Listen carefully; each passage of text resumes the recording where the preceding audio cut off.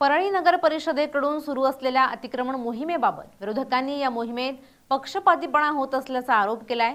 परळी नगर परिषदेत मंत्री पंकजा मुंडे आणि आमदार धनंजय मुंडे यांची सत्ता असताना भाजप नगरसेविकेनं अतिक्रमणबाबत दिलेल्या पत्रामुळे सत्ताधाऱ्यांमध्ये समन्वय नसल्याचा आरोप विरोधकांनी केलाय।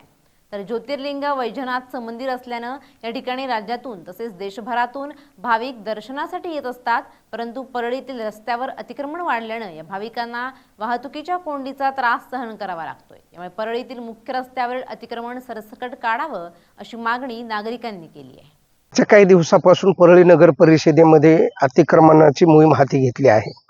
त्या ठिकाणी नागरिकांकडून परळीकरांकडून त्या मोहिमेचं स्वागतच केलं आहे, लोकांचं सहकार्य आहे, व्यापारी वर्गाचं सहकार्य आहे। पण सध्या जर आपण बघितलं असेल तर काल मोंड्या मैदानामध्ये एक बैठक झाली व्यापाऱ्यांसोबत, नगराध्यक्षपती आणि इतर नगरसेवकांची, आणि त्या ठिकाणी नगराध्यक्षपती यांचं असं म्हणणं आलं की नागरिक आणि नगर परिषदेने समन्वय साधावा। आणि याच अनुषंगाने माझा पुढचा प्रश्न असा आहे की परवा भारतीय जनता पार्टीची माननीय पंकजाताई मुंडे असतील, आमदार धनंजय मुंडे असतील यांची संयुक्त सत्ता या परळी नगर परिषदेमध्ये आहे। भारतीय जनता पार्टीच्या नगरसेवकांनी याच संदर्भामध्ये ही मोहीम थांबवावी या संदर्भामध्ये एक पत्र दिलेलं आहे। म्हणजे सत्तेमधल्या तुमचा समन्वय नाही, तुम्ही नागरिकांसोबत समन्वय साधायलात। माझी या माध्यमातून एक मागणी असेल की या पूर्वी मराठवाड्याचे आयुक्त आणि बीड जिल्ह्याचे जिल्हाधिकारी केंद्रेकर साहेब असतील किंवा सध्याचे धडाकेबाज अधिकारी माननीय तुकाराम मुंडे साहेब असतील, असा एक खमक्यानं या ठिकाणी मुख्य अधिकारी परळी नगर परिषदेला असणं गरजेचं आहे। त्याच्याशिवाय या परळी नगर परिषदेचा कारभार व्यवस्थित होणार नाही। आता ही जी मोहीम चालू आहे याच्यामध्ये भेदभाव नक्कीच चालू आहे। तोंड बघून त्या ठिकाणी अतिक्रमण काढल्या जात आहेत। हे न होता नगर परिषदेने सरसगट अतिक्रमण काढावं, त्याचं सर्व थरातून स्वागतच आहे। मी देवराव लुगडे महाराज सनई छत्रपती शासन पक्षाचा मराठवाडा प्रमुख। प्रभू वैद्यनाथ हे 5वे ज्योतिर्लिंग आहे। देशातून अनेक भाविक इथे येतात, परंतु ज्यावेळेस आपण परळीमध्ये येतो त्यावेळेस आपण जर पाहिलं तर वैद्यनाथ कॉलेजपासून ते वैद्यनाथ मंदिरपर्यंत हे पूर्ण अतिक्रमण आहे। छत्रपती संभाजी महाराज यांच्या पुतळ्यापासून टावर मोंडा ह्या भागातून जर आपण आलात ते वैद्यनाथ मंदिरपर्यंत तुम्हाला अतिक्रमण दिसेल। तुम्हाला रस्त्यावरच्या फुटपाथवरती टपऱ्या दिसतील, झापऱ्या दिसतील। परळीतली तुम्हाला व्यापारी लोक तुम्हाला मदत करतील, ते स्वतः काढून घेतील, परंतु परळीत तुम्ही बसवलेले, प्रशासनाने बसवलेले जे काही अनधिकृत फुटपाथवरती तुम्ही जे ठेले बसवलेत ते कोण काढणार आहे? आणि भिंती सुद्धा ह्या परळीच्या नगरपालिकेमध्ये 5-5 फूट पुढे आलेले आहेत, नगरपालिकेच्या हद्दीमध्ये आलेत, ते कोण पाडणार? अनधिकृत बांधकाम पाडलं पाहिजे।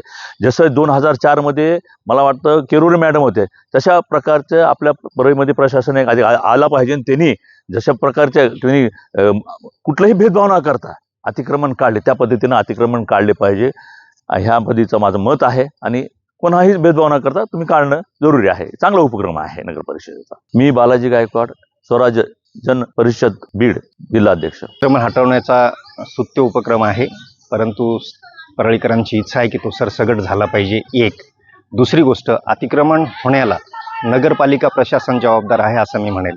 त्याचं कारण असं आहे की आपण कुठल्याही रोडला जा, दुकानाच्या समोर 5-5 फुटाचे ढापे बनवलेत, नालीवरती जे बांधकाम केलेलं आहे ते रोडच्या वरती 1 फूट, अर्धा फूट, 1.5 फूट अशाच प्रमाणात आहे।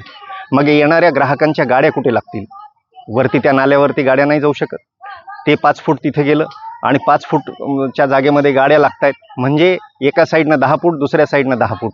मग हे 20 फुटाचं अतिक्रमण तुम्ही कसं काढणार आहेत?